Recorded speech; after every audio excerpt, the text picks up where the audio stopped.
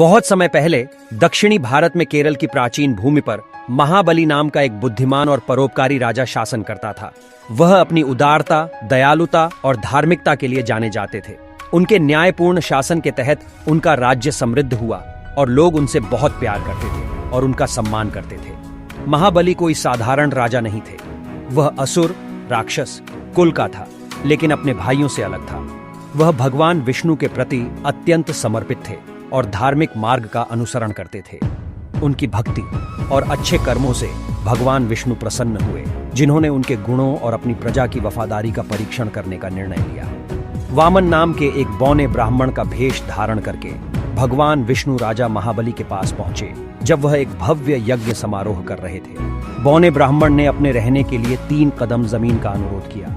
महाबली, जो अपनी दयालुता के लिए जाने जाते हैं, वामन के वास्तविक रूप और शक्ति को कम आंकते हुए सहर्ष सहमत हो गए। जैसे ही महाबली ने अनुरोध स्वीकार किया, बौना ब्राह्मण विशाल आकार का हो गया। एक कदम में उन्होंने पूरी पृथ्वी को नाप लिया और दूसरे कदम में उन्होंने स्वर्ग को नाप लिया।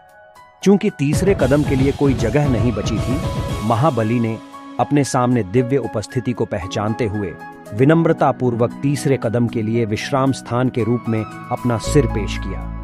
महाबली की विनम्रता, भक्ति और त्याग से प्रभावित होकर भगवान विष्णु ने उन्हें वरदान दिया। महाबली ने अपने लोगों की भलाई सुनिश्चित करने के लिए वर्ष में एक बार अपने प्रिय राज्य केरल का दौरा करने का अनुरोध किया। भगवान विष्णु ने उनकी इच्छा पूरी की और महाबली को पाताल लोक में निर्वासित कर दिया गया, जिसे पाताल कहा जाता है, और वह वहां का शासक बन गया। हर साल ओणम के त्योहार के दौरान महाबली अपने लोगों से मिलने के लिए केरल लौटते हैं।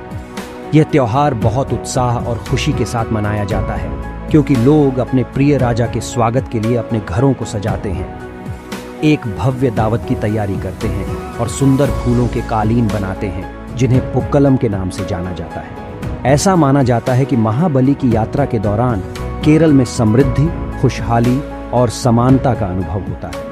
लोग विभिन्न सांस्कृतिक गतिविधियों में संलग्न होते हैं। तिरुवथिरा और पुलिकाली जैसे पारंपरिक नृत्य किए जाते हैं और नदियों में वल्लमकली नामक नाव दौड़ होती है। यह एकजुटता, कृतज्ञता और उत्सव का समय है। महाबली की कहानी हमें विनम्रता, धार्मिकता और निस्वार्थता का महत्व सिखाती है।